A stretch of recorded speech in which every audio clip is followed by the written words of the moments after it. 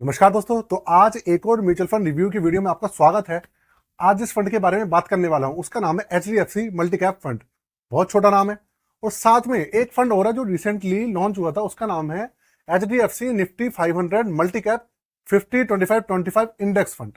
इसका नाम बहुत लंबा है। दोनों ही जो है HDFC तरफ से आते हैं और दोनों ही मल्टी कैप फंड है।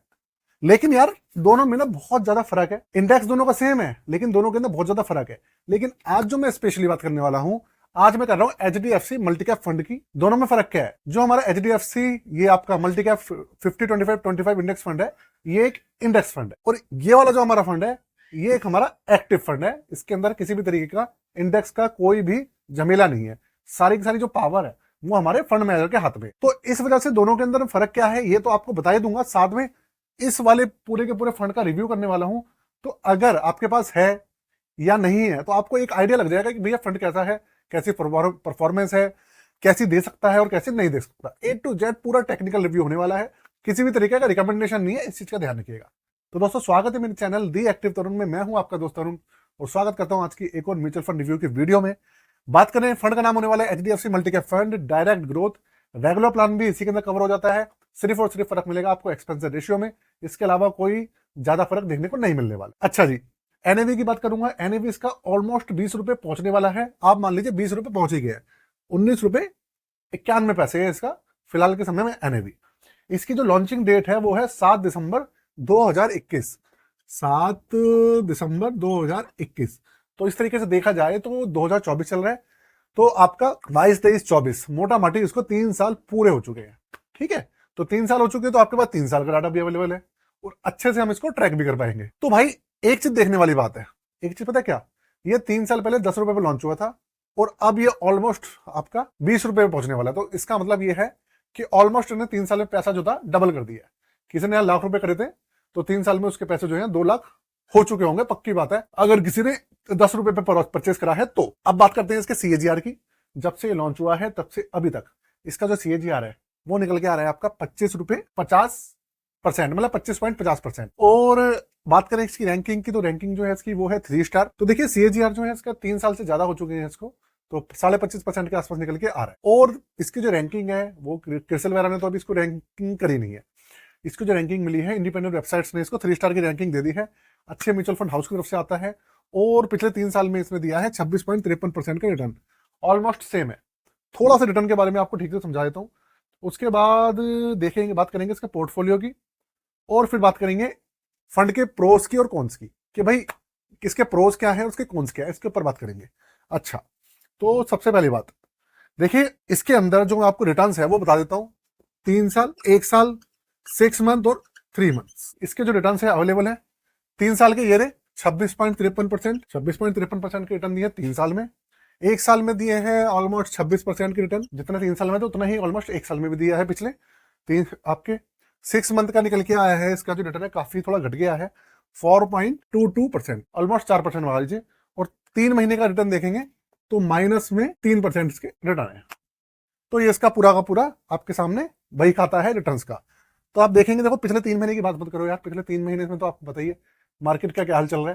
तो मल्टी कैप कैटेगरी का फंड है तो माइनस में जा रहा है, तो ऐसी कोई टेंशन वाली लेने वाली बात है नहीं, पहली बात। बाकी आप ओवरऑल देखोगे तो रिटर्न्स ठीक ठाक है।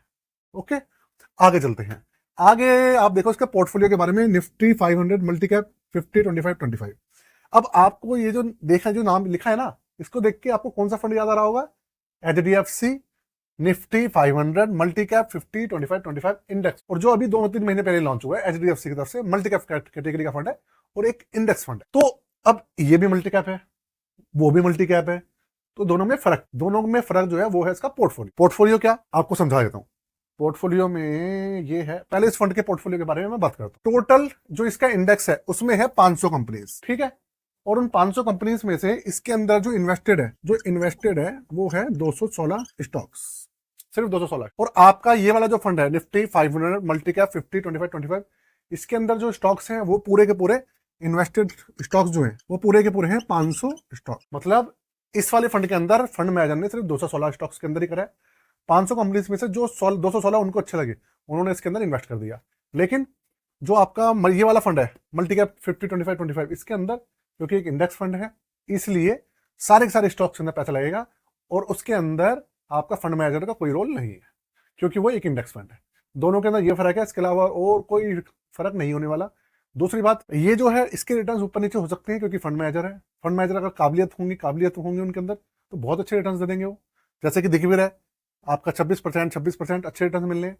लेकिन जो आपका ये मल्टी कैप इंडेक्स फंड है ये उतना ही रिटर्न देगा जितना कि ये इंडेक्स देगा, और इंडेक्स कभी भी बहुत ज्यादा रिटर्न्स नहीं देता। इस चीज का आप हमेशा, है ना। अब आगे चलते हैं।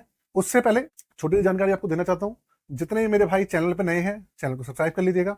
और दूसरा, जो भाई भी हमारी सर्विसेज के बारे में जानते होंगे, पोर्टफोलियो क्रिएशन, पोर्टफोलियो रिव्यू, अगर आप अपना पोर्टफोलियो रिव्यू कराना चाहते हैं या पोर्टफोलियो बनवाना चाहते हैं नए साल से आपको SIP वगैरह शुरू करनी है और आप पोर्टफोलियो बनवाना चाहते हैं तो दोस्तों आप करवा सकते हैं। एक्सपेंस रेशियो जो होने वाला है वो है 0.64%, कमी है, बहुत ज्यादा नहीं है, 0.75% से नीचे है, तो बिल्कुल नॉमिनल है और जस्टिफाई है। रही बात एग्जिट लोड की, एग्जिट लोड है भाई इसका 1%, 365 दिन से पहले 1%, 365 दिन के बाद 0%। क्लियर है। 17,250 करोड़ का इन्वेस्टमेंट इसमें ऑलरेडी आ चुका है पिछले 3 साल में, बहुत ही अच्छी खासी बात है। और अच्छा खासा AUM इसके अंदर लग चुका है। दूसरी बात, लमसम इसके अंदर शुरू हो जाता है 100 रुपए से और SIP भी शुरू हो जाती है 100 रुपए से, दोनों 100 रुपए। टैक्सेस की बात करूंगा, मैं कोई पॉइंट छोड़ता नहीं हूं। टैक्सेस जो है लॉन्ग टर्म कैपिटल गेन है आपका 12.5%। अगर आप 1 साल के बाद निकालेंगे और आपका प्रॉफिट 1,25,000 से ज्यादा है तो उसके ऊपर लगेगा 12.5%। और अगर आप 1 साल से पहले निकालते हैं और आपको जो भी प्रॉफिट मिला है उसके ऊपर 20% टैक्स लगेगा, शॉर्ट टर्म कैपिटल गेन। उसके अंदर 1.25 लाख जो है टैक्स फ्री नहीं है, इस चीज का ध्यान रखिए। अब आगे बात करते हैं भाई इस फंड के प्रोस की और कॉन्स की, जिसके बारे में इसके लिए आप अभी तक रुके हुए हैं और आप जानना चाहते हैं कि भाई कैसा रहने वाला है ये फंड। तो देखिए दोस्तों, आपको बता दूं, पहले बात करते हैं इसके कॉन्स की। कॉन्स क्या है भाई? देखो, कॉन्स थोड़ा सा अगर हम देखें ना, हल्का सा एक्सपेंस रेशियो हाइयर है अदर स्कीम से, लेकिन बहुत ज्यादा हाई नहीं है। 0.75% से ज्यादा होता तब थोड़ा सा इसके ऊपर फर्क पड़ने रहा था, नहीं तो इतना ज्यादा एक्सपेंस रेशियो हाई नहीं है। लेकिन फिर भी हम उसे ऐसे कौन मान रहे हैं, क्योंकि देखो 0.64% है, उसके बाद फिर उसमें छोटा मोटा GST भी लगता है, इंटरनल चार्जेस भी होते हैं जो कि पता नहीं होते। तो इस तरीके देखा जाए तो थोड़े बहुत बढ़ ही जाएंगे चार्जेस, कम नहीं होंगे। दूसरी बात, इसकी जो रैंकिंग है ना अभी वो 3 स्टार है। रैंकिंग इसको वो भी इंडिपेंडेंट वेबसाइट्स ने दी है, अभी किसी अच्छी जो वेबसाइट्स है उन्होंने इसको रैंकिंग नहीं दी है। क्रिसिल दे दे या वैल्यू रिसर्च या मॉनिस्टार दे दे तो थोड़ा सा और भी अच्छा रहता।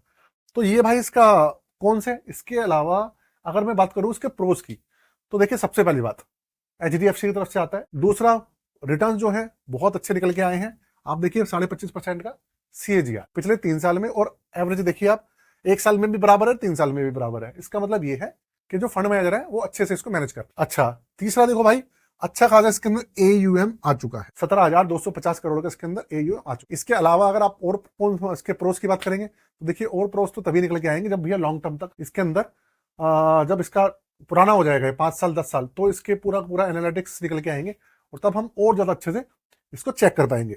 अब एक चीज और बता देता हूं आपको कि इसके अंदर कौन कौन से सेक्टर्स हैं। तो देखिए इसके अंदर जो सेक्टर्स हैं वो है financial, consumer discretionary, technology, industrial, material, health care, energy, consumer staples और डाइवर्सिफाइड। 9-10 सेक्टर्स हैं जिनका अलग अलग पैसा लगा हुआ है। फंड मैनेजर ने काफी अच्छे से इसको मैनेज किया हुआ है। ठीक है, तो भाई ये प्रोस और कॉन्स मैंने आपको बता दिए हैं। इनके बेस पर आप अपने आप डिसाइड कर सकते हैं कि आपको करना क्या है। हमारी तरफ से किसी भी तरीके का रिकमेंडेशन नहीं है, ये सिर्फ और सिर्फ आपके इंफॉर्मेशन के लिए थी, आपके खुद के टेक्निकल एनालिसिस के लिए थी कि भाई फंड के बारे में आपको जो टेक्निकल नॉलेज है वो आपको पता चल जाए। ठीक है, तो दोस्तों वीडियो को प्लीज एक बार लाइक कर दीजिएगा, चैनल को सब्सक्राइब करके बेल के आइकन को दबाकर, और कोई भी क्वेश्चन है तो कमेंट कर दीजिएगा। मैं आपको जैसे ही फ्री होऊंगा आपको आंसर 101% करूंगा। और साथ में जय हिंद, वंदे।